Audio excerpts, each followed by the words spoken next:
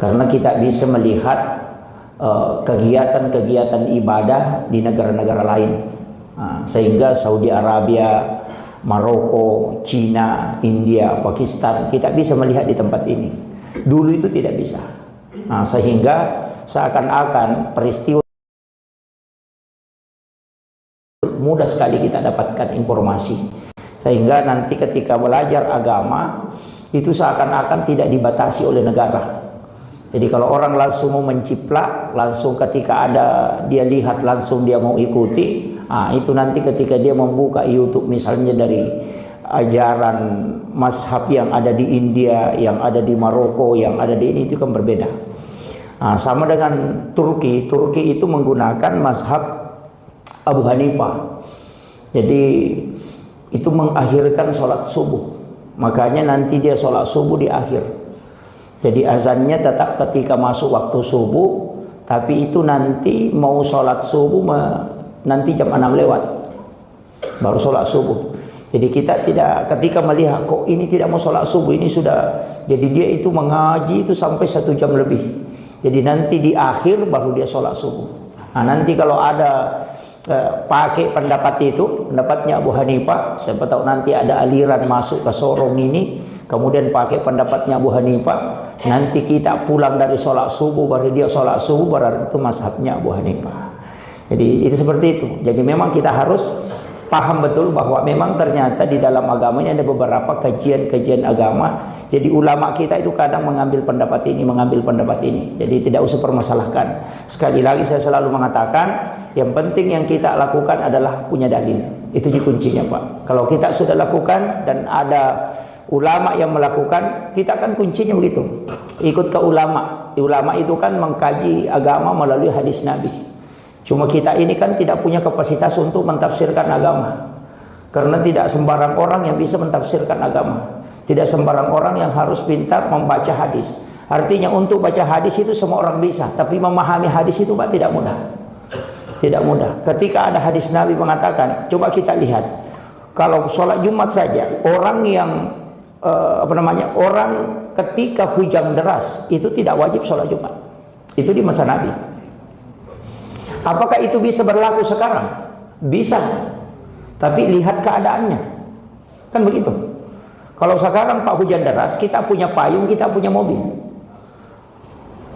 Kemudian masjid kita itu tertutup atapnya, tidak ada yang bocor. Di masa Nabi atapnya itu adalah, bahkan ada masjid tidak ada atapnya. Atapnya itu dari pelapa daun kurma. Sehingga kalau hujan, kemudian tidak ada lantainya, tidak ada ampla, apalagi keramik, tidak ada. Sehingga itu langsung pasir. Kalau hujan deras, atap tidak bisa menghalangi air masuk, kemudian pasir. Kalau orang sholat maka akan tenggelam hidungnya, kan begitu. Makanya ketika hujan deras kan tidak bisa dibendung air untuk masuk ke masjid, karena masjidnya itu langsung masuk air. Tidak ada ablak, tidak ada keramik. Sekarang kalau hujan deras itu hadis mau dipakai, tidak wajib sholat Jumat, tahu itu. Kenapa? Karena keadaannya kan beda. Makanya kalian membaca hadis itu sama dengan hadis mengatakan, janganlah engkau buang air kecil atau buang air besar, atau kita mengatakan janganlah buang hajat menghadap dan membelakangi Ka'bah, tapi menghadaplah engkau ke barat dan ke timur atau ke timur. Itu kan keliru sekali, Pak. Jadi kita dilarang buang air kecil, buang air besar menghadap ke Baitullah atau membelakangi. Kita disuruh menghadap ke barat atau ke timur. Napas itu kan jadi masalah. Kalau hadis itu dibaca, itu kan teksnya. Kalau hadis itu dibaca di Indonesia kan bermasalah kalau orang tidak tahu. Padahal hadis itu disampaikan oleh Nabi di Madinah. Nah, Madinah itu sebelah utaranya Mekah. Kan begitu. Jadi makanya karena dia di sebelah utara disuruh menghadap ke barat atau ke timur, karena Ka'bahnya ada di selatan, kan begitu. Karena posisi Nabi menyebut hadis itu adalah posisinya di sebelah utara kota Mekah. Jadi hadis itu teksnya itu harus dilihat juga keadaannya. Makanya ada ulama yang melihat konteks, ada ulama yang melihat teks. Yang namanya kiasat tekstual dan kontekstual. Nah, istilahnya melihat dulu keadaannya. Sama dengan mengatakan Nabi makan dengan 3 jari. Iya, karena yang dimakan Nabi kurma. Coba bubur. Begitu. Ini yang nanti tafsirkan seperti itu. Jadi mau tidak mau ulama akan berpikir melihat hadis-hadis yang ada. Begitu. Makanya saya lihat di tempat wudhu itu ada ditempel bahwa Nabi itu berwudhu itu dengan satu mud. Bahkan mandi itu satu sok. Kemudian Nabi mandi itu dengan 4 kali genggaman ini. Jadi memang pas Pak, karena memang di tempatnya Nabi tidak ada air. Makanya orang Arab itu sering bertayamum kalau mau sholat, karena sangat sedikit air. Coba kalau kita mandi junub, makanya itu kan hadis dari Aisyah mengatakan bahwa kami mandi bersama Rasulullah, mandi junub lagi itu cuma 4 timbang dia gunakan berdua. Coba suruh orang Sorong Pak mandi dengan 4 begini saja, itu biar kepalanya tidak basah semua itu. Itu makanya kenapa? Karena memang susah air. Itu jadi berwudu itu biar 1 gelas itu bisa. Zaman dulu itu 1 gelas itu sudah bisa. Kalau 1 timba itu sudah bisa. Jadi tinggal ambil, masukkan ke telapak tangan, ya ambil wajibnya saja. Tapi karena kita banyak air, jadi mubassir itu juga tidak bisa ditafsirkan, karena ketika banyak menggunakan air, yang tidak boleh itu berlebih-lebihan dalam menggunakan air. Nah ini makanya ada juga orang Pak memang dikasih jalan terang baru dia lihat saja dulu, kasih mengalir saja airnya baru dia lihat, itu tidak boleh. Karena berlebihan itu jadi masalah juga. Makanya dalam agama ini kita juga memang harus pahami. Jadi ulama kita itu kan mengkaji, ya, mengkaji beberapa hadis-hadis yang kemudian melahirkan berbagai macam pendapat. Nah, kita kembali. Sebenarnya dalam masalah-masalah ibadah, sebelum kita kan sholat itu yang pertama disuruh berwudu. Nah, wudu ini dalam fikih Pak, ini penting saya sampaikan. Imam Abu Hanifah mengatakan wudu itu nanti boleh dilakukan pada saat masuk waktu sholat. Karena wudu itu di situ kita berniat. Wudu yang kau pakai ini untuk apa? Untuk sholat duhur. Makanya kalau sholat asar tidak boleh lagi dipakai. Kan begitu. Kau mau pakai mengaji, tidak boleh. Makanya kemarin saya mengatakan, ada orang itu kalau dia sudah pakai wudunya sholat maghrib, tidak bisa dipakai sholat isya. Itulah pendapatnya Abu Hanifah. Tapi dia tidak, Abu Hanifah ini karena tinggal di Irak, belum ada pembukuan hadis. Karena yang menulis hadis pertama Imam Malik, disebutlah kitab Al-Muwatta Malik. Itu sebelum Bukhari Muslim itu. Jadi belum ada Bukhari Muslim, Imam Malik sudah menulis hadis. Namanya kitab Al-Muwatta. Imam Abu Hanifah itu di Irak, Imam Malik itu di Madinah. Tidak bisa memang. Jadi beda tempatnya. Imam Abu Hanifah hafal hadis, tapi tidak banyak. Makanya dia lebih banyak menggunakan akal dan ayat. Tidak terlalu banyak menggunakan hadis. Kenapa? Karena memang belum ada pembukuan hadis. Nah, itu yang harus kita anukan. Makanya kalau ada pendapatnya Abu Hanifah nanti berbeda. Saya pernah baca itu pendapatnya Abu Hanifah itu, saya sambil ketawa Pak. Saya bilang, ini yang bikin stres saja orang ini. Tapi lama kelamaan saya benarkan. Ternyata Imam Abu Hanifah ini betul. Ketika Imam Abu Hanifah mengatakan begini, bagaimana hukumnya ketika ada kambing melahirkan anjing? Itu Imam Abu Hanifah Pak. Jadi apakah ketika kambing melahirkan anjing? Kan begitu. Bagaimana hukumnya? Apakah anjing yang lahir dari kambing itu halal dimakan atau haram? Nah, itu Imam Abu Hanifah sudah bahas itu Pak. Dulu saya mengatakan ketika belajar di pondok, masih ngaji di fikih itu, saya mengatakan ini kayak pertanyaan orang gila ini. Tapi setelah perkembangan saya kuliah, langsung muncul cloning. Di Amerika muncul cloning. Dengan adanya cloning itu bisa terjawab dengan ini pendapatnya Abu Hanifah. Bayangkan Pak, ratusan tahun sebelum ada cloning, Imam Abu Hanifah sudah membahas bagaimana hukum binatang halal yang melahirkan binatang haram. Coba. Itu hebatnya Abu Hanifah Pak. Sebelum ulama fikih memikirkan yang cloning, kan nanti kita pikirkan setelah adanya cloning di Amerika, bahwa binatang bisa dikloning, apalagi sunti sperma bisa dimasukkan ke dalam rahim kemudian melahirkan, kan sudah bisa sekarang. Makanya bisa sekarang sapi seperti itu, binatang lain melahirkan binatang lain. Wah, itu yang parah Pak. Sama dengan ini, anjing itu, wah ini yang sekarang Pak, anjing itu haram, anjing haram. Tapi ada anjing yang membuat kiai pusing. Apa Pak? Anjing laut. Itu membuat kiai pusing. Kenapa? Karena Nabi mengatakan yang di laut itu airnya suci dan binatang yang ada di dalamnya halal. Nah, kalau anjing itu kan haram. Makanya itu anjing laut, Pak, haram atau halal? Dia tinggal di laut. Kalau kita lihat kepalanya persis anjing, tapi kalau kita lihat badannya seperti ikan. Jadi begitu. Jadi bagaimana hukumnya? Kita mau menghukumi haram, tapi dia model ikan dan tinggalnya di laut. Kalau kita mau mengatakan halal, modelnya juga seperti anjing. Makanya mengatakan haram karena dia melihat kepalanya, mengatakan halal karena melihat badannya. Jadi begitu. Sama dengan kepiting, Pak. Kepiting itu ada beberapa ulama yang tidak makan. Kenapa? Karena dia mengatakan hidup di dua alam. Binatang yang hidup di dua alam itu tidak boleh dimakan. Nah, kepiting itu bisa hidup di air, bisa juga hidup di darat. Makanya dia tidak makan. Termasuk kayak guru Taki Haji Maimun Zubairi itu tidak makan kepiting. Kenapa? Karena dia menganggap ini binatang hidup di dua alam. Ulama yang memakan kepiting mengatakan memang hidup di dua alam, tapi di mana dia dominan. Itu jangan menjadi masalah. Itu kan. Jadi makanya pendapat-pendapat seperti itu tidak usah dipermasalahkan. Ketika dia saya ikuti ini, saya ikuti, makanya cuma ada yang hati-hati. Dia bilang lebih baik untuk tidak berdebat, ambil yang ini, tapi jangan salahkan yang lain. Nah, kemudian wudu.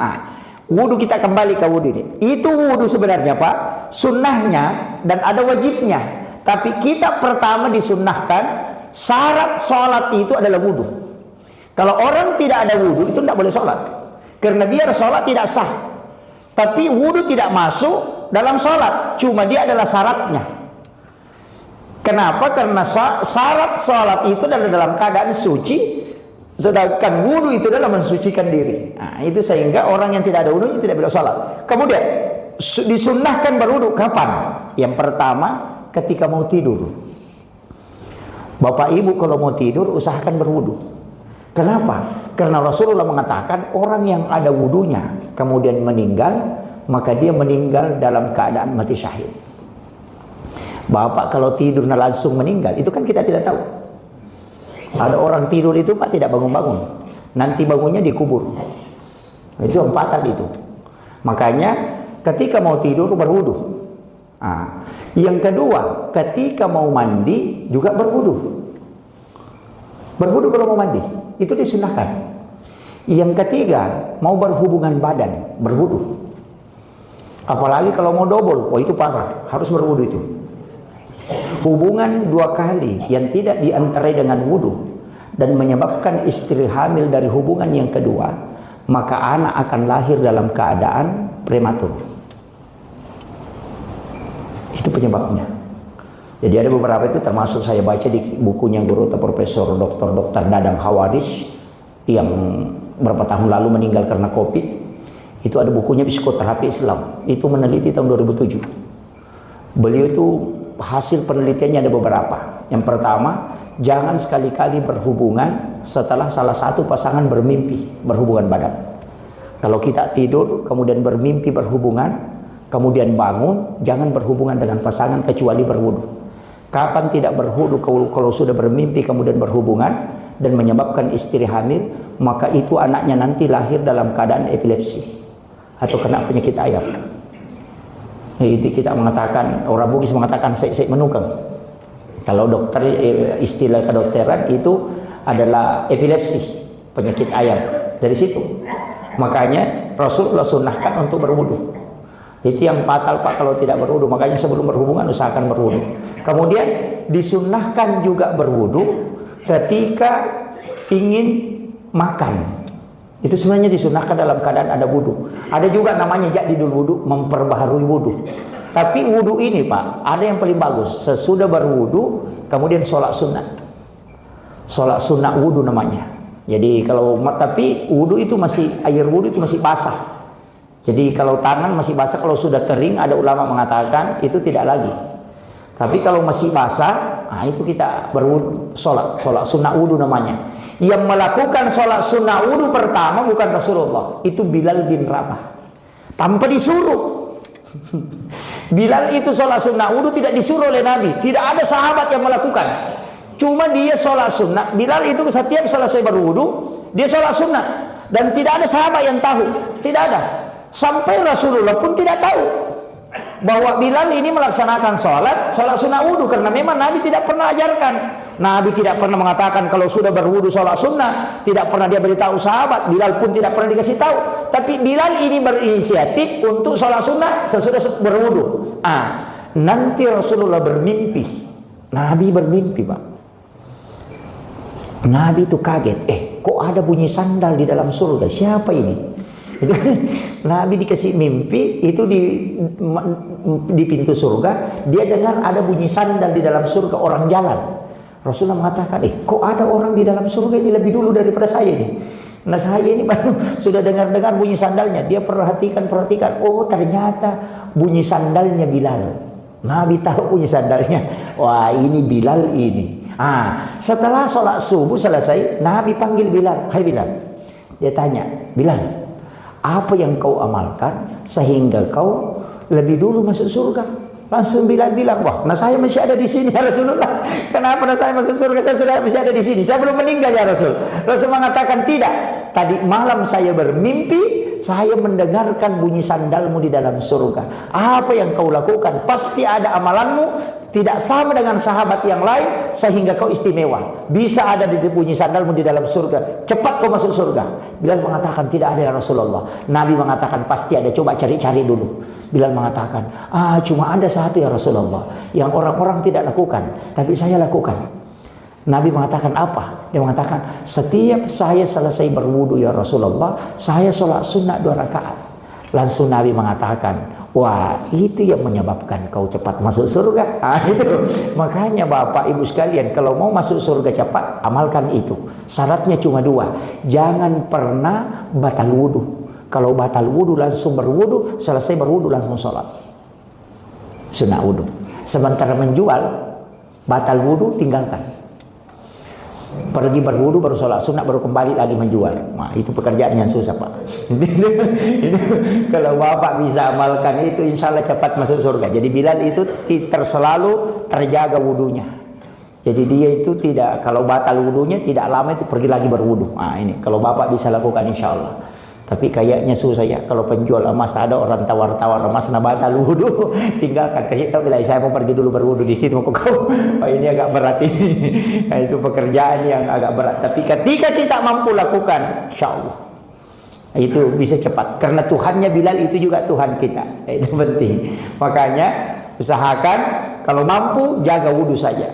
Ada ulama kita itu Gus Bahauddin Nur Salim, salah satu ulama yang memiliki kekuatan hafalan Quran luar biasa.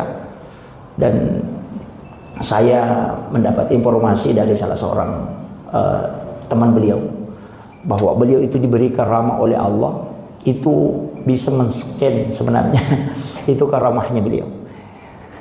Dikasih Al-Quran tulisan tangan untuk disuruh periksa, dia tidak ambil, dia cuma suruh simpan di depannya, di sampingnya. Kemudian dia meletakkan tangannya di atas Al-Quran itu. Setelah dia meletakkan tangan, dia tahu kalau tulisan Al-Quran itu ada yang salah di 3 tempat. Dan langsung dia buka. Jadi dia hanya meletakkan tangan, dia tahu kalau ada tulisan salah. Itu tidak sembarang. Itu karamahnya para ulama. Itu jadi kalau kita sudah baca yang benar masih salah. Kalau beliau itu belum baca sudah tahu kalau ini ada salah. Itu kalau karamah, dikasih karamah ulama-ulama seperti itu yang terjaga. Beliau itu sangat menjaga wudu. Itu salah satu amalan beliau. Kemudian perintah wudu ini, ya ayyuhalladzina amanu idza kuntum ila shalah faghsilu wujuhakum wa aydiyakum ilal marafiqi wamsahu birusikum. Ada yang membaca wa arjulakum ilal ka'baini, ada yang membaca wa arjulikum ilal ka'baini. Nanti itu kan beda, Pak. Ya, idza kuntum ila shalah, jika engkau berdiri ingin melaksanakan salat, faghsilu wujuhakum, maka basuhlah muka. Cuci, istilahnya kita mencuci muka. Itu tidak menyampaikan mencuci tangan, tidak menyampaikan kumur-kumur, tidak menyampaikan untuk memasukkan air ke dalam hidung. Karena mencuci kedua telapak tangan, berkumur-kumur, memasukkan air ke hidung itu semua sunnah. Makanya ayat itu langsung menyebut wajibnya. Jadi kalau ada orang berwudu, Pak, langsung cuci muka, tidak cuci tangan, tidak usah ditegur. Karena dia langsung ambil wajibnya, tidak ambil sunnahnya. Ini yang harus ditahu. Jadi kalau siapa tahu ada orang sedikit akhirnya langsung basuh muka, maka kasih salah-salah berarti nama jin nih, manakala langsung maju mata. Tidak, kita yang tidak paham. Nah, itu cuma disunnahkan ketika sudah tidur mencuci tangan. Kalau sudah tidur, saya pernah tanya guru tak, kenapa itu kita mencuci tangan kalau sudah tidur? Nah kan tidak ada jadi kerja. Kalau tidur, kenapa dicuci tangan? Mestinya tidak usah. Dia bilang enggak. Kalau kau tidur itu tanganmu kau tidak tahu di mana dia bermalam. Nah itu makanya disuruh cuci, karena kadang dia bermalam di mana itu, pokoknya kemana dia pergi itu kalau malam kau tidak tahu, makanya cuci dulu baru berwudu. Dikhawatirkan ada najis, karena najis itu ketika ada di badan bersihkan dulu baru berwudu. Makanya orang yang sudah berwudu kena najis itu tidak batal wudunya. Kadang-kala kita Pak, kalau sudah berwudu baru injak tai ayam, berwudu lagi. Tidak usah berwudu, nah tidak batal wudu. Cuma tidak boleh sholat karena ada najis. Makanya bersihkan najisnya baru pergi sholat. Kan begitu. Ini kan karena kita sudah berwudu, injak tai ayam, berwudu lagi. Padahal tidak. Karena menginjak tai ayam tidak membatalkan wudu. Cuma tidak boleh sholat karena bernajis. Nah itu. Makanya cuci saja najis itu, baru tidak usah diulang wudu. Itu kuncinya Pak. Orang tua dulu itu kalau begitu karena tidak paham, tidak paham fikih. Makanya kalau injak tai ayam, batal wudu, pergi berwudu, padahal tidak. Cuma disuruh bersihkan itu. Itu beda. Karena najis itu kalau ada di tangan, bersihkan dulu baru wudu. Jangan mengatakan nanti sampai ke situ baru dibersihkan. Tidak bisa. Itu kuncinya. Nah, makanya ini tadi mencuci tangan diambil 3 kali, kumur-kumur 3 kali, memasukkan air ke hidung. Itu semua sunnah. Tapi ada satu pendapat, Imam Malik memasukkan air ke hidung itu wajib, bukan sunnah. Makanya nanti kalau ada menemukan pendapat mengatakan memasukkan air ke hidung, itu kan memasukkan air, ada yang kasih begini, ada juga membasahi tangannya begini, ini bawah, kayak kami tepat itu. Ya kalau mau memasukkan air kode itu tabolo kang ini menih. Ya, kalau perlu ya bersihkan saja. Kemudian membasuh muka. Ini muka wajahon, ini wajahon mulai dari sini, kuping kiri kanan, kemudian di bagian bawah ini, kemudian yang ditumbuhi rambut secara normal. Nah itu, karena ada orang juga botak Pak, jadi kalau lewat kosong ke belakang ya cukup ini. Imam Syafi'i mengatakan dari kanan ke kiri, ada yang mengatakan dari atas ke bawah, ada yang mengatakan pokoknya kita ini saja mau putar kiri kanan, yang penting membasuh muka. Mengatakan awali dari yang kanan, sunnah. Nah itu 1 kali itu wajib Pak, 3 kali itu sunnah. Tapi kalau 1 kali tidak basah semua, berarti yang kedua wajib. Kan begitu. Kalau sudah 1 kali basah semua, berarti itu yang sudah sah. Tapi kalau 1 kali tidak basah semua, ambil keduanya. Keduanya menjadi wajib. Kenapa 3 kali? Untuk lebih afdalnya. Sunnahnya juga. Makanya membasuh muka, mengalirkan air. Kemudian pada seluruh wa aydiyakum ilal marafiqi, kita kasih sampai dulu. Wa aydiyakum ilal marafiqi, kedua tanganmu sampai siku. Ada orang berwudu Pak, sikunya dulu diangkat begini. Kasih dalam kerang baru begini. Dari siku ke tangan, padahal kalau dalam ayat itu wa aydiyakum ilal marafiqi, dari tanganmu ke siku, maka ambil air kemudian begini. Dan begitu. Tapi salah ke orang kalau dia kasih begini, itu tidak. Imam Malik mengatakan Imam Abu Hanifah mengatakan pokoknya dari sini ke sini, dari sini ke sini, yang penting dari sini ke sini atau ke sini sama saja. Itu. Nah, cuma dia mengatakan ayat itu mengatakan wa idiyakum dari tangan sampai ke siku. Nah, itu sehingga siku ini ada yang mengatakan kalau tidak basah sikunya di belakang, ada ulama mengatakan sah. Ada yang mengatakan tidak. Imam Syafi'i mengatakan kalau tidak basah sikunya semua maka tidak sah. Ada yang mengatakan yang penting basah di depan. Alasannya kenapa? Ini yang penting kita tahu. Alasannya kenapa? Kalau saya mengatakan begini Pak, saya makan ikan mulai ekornya sampai kepalanya. Apakah kepalanya saya makan atau tidak? Coba. Kalau saya mengatakan saya makan ikan mulai ekornya sampai kepalanya, apakah saya makan kepalanya atau tidak? Hah? Yang mengatakan makan kepalanya juga berarti harus masuk semua siku. Yang mengatakan tidak, sisa di kepalanya berarti walaupun ada tersisa di siku itu tetap sah. Itu caranya memahami ayatnya itu. Ini kita selesaikan dulu Pak ya. Wa idiyakum ilal wamsahu birusikum, mengusap kepala. Mengusap kepala juga lagi masalah. Imam Syafi'i mengatakan yang penting basah 3 lembar. Imam Abu Hanifah mengatakan harus diusap kepala semua sampai ke telinga. Ambil telinga, karena telinga ini Pak diperdebatkan ulama. Ini telinga masuk kepala atau masuk muka? Masuk kepala atau muka? Imam Malik mengatakan telinga ini masuk muka karena dia kelihatan dari depan, karena wajahun yang dilihat ketika dilihat dari depan. Maka ketika dia basuh muka, dia ambil daun telinganya di sini. Imam Abu Hanifah mengatakan dia masuk kepala karena dia di belakang, ada rambut di depannya. Makanya masuk usap kepala, ambil telinga.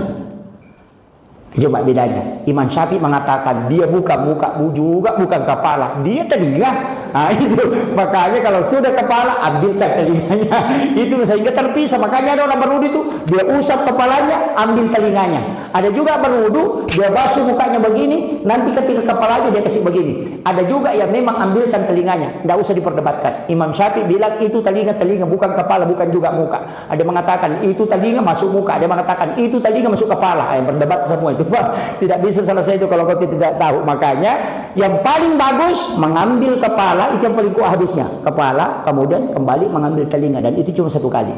Bukan membasuh tapi mengusap. Jadi tangan dibasahi. Imam Syafi'i mengatakan yang penting 3 lembar. Makanya bisa begini, Pak. Berwudu itu bisa bukan di sini, tapi di sini. Yang penting basah 3 lembar. Imam Malik mengatakan selebar dengan telapak tangan, karena dia pakai bi di situ. Wamsahu bi.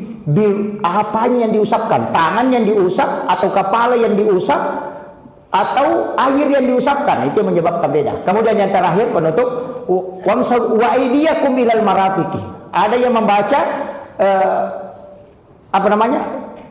istilahnya begini, wamsahu birusikum wa arjulikum. Wa arjulikum, ada yang baca wa arjulakum. Kalau wa arjulikum ilal ka'bah ini berarti kaki tidak dicuci, cuma diusap juga. Karena wawunya kembali kepada mengusap kepala. Makanya ada namanya itu khuffa. Sepatu tidak dibuka ketika berwudu, hanya membasahi tangan kemudian mengusap bagian punggungnya. Itu khuf namanya. Kalau orang tidak buka sepatunya, itu makanya dia mengatakan mengusap, ada mengatakan mencuci. Tapi kuncinya kalau saya, Pak, ambil sempurnanya. Pilih. Jadi kalau ketemukan orang berwudu tidak mencuci kakinya, cuma dia mengusap bagian atas begini, itu khuf namanya. Itu memang ada. Jadi kalau kita tahu itu, Pak, tidak stres melihat orang beribadah. Kadang memang kita ini stres melihat orang beribadah. Sholatnya dulu Allahu Akbar, wah salah ini. Menunjuk orang gerak-gerak begini, menunjuk aja. Saya pernah ditanya, Pak Ustaz, salah ke saya kalau pergi sholat itu, kalau berdosa ke saya kalau tidak sholat di masjid? Saya bilang kenapa? Nah bilang ada orang di kampung itu baru-baru datang, ada jaran barunya. Apa jaran barunya? Nah bilang itu selalu nah tempel kakinya kalau kita sholat, selalu goyang-goyang kakinya begini. Nah bikin geli. Saya bilang oh ada memang. Nah suruh kasih rapat. Sebaiknya kita tinggal di pinggir tembok. Baru kok itu di dekat. Saya bilang jangan dikasih rapat kakimu, lenganmu saja. Nah bilang oh ya cocok. Saya bilang, nah bilang masih ada satu Pak Ustaz. Itu yang goyang-goyang tangannya begini, lompat-lompat. Itu yang bikin tersiksa. Saya bilang kenapa? Nah bilang itu ganggu-ganggu penglihatan. Malah asam gue nasa macam-macam aku. Kalau itu kau yang salah. Nah bilang kenapa? Saya bilang Nabi mengatakan kalau sholat lihat tempat sujudmu. Kalau kau tahiyat lihat telunjukmu, bukan telunjuknya. Orang disuruh kau lihat matamu yang menyeberang ke samping. Itu saya bilang kau yang salah. Assalamualaikum warahmatullahi wabarakatuh.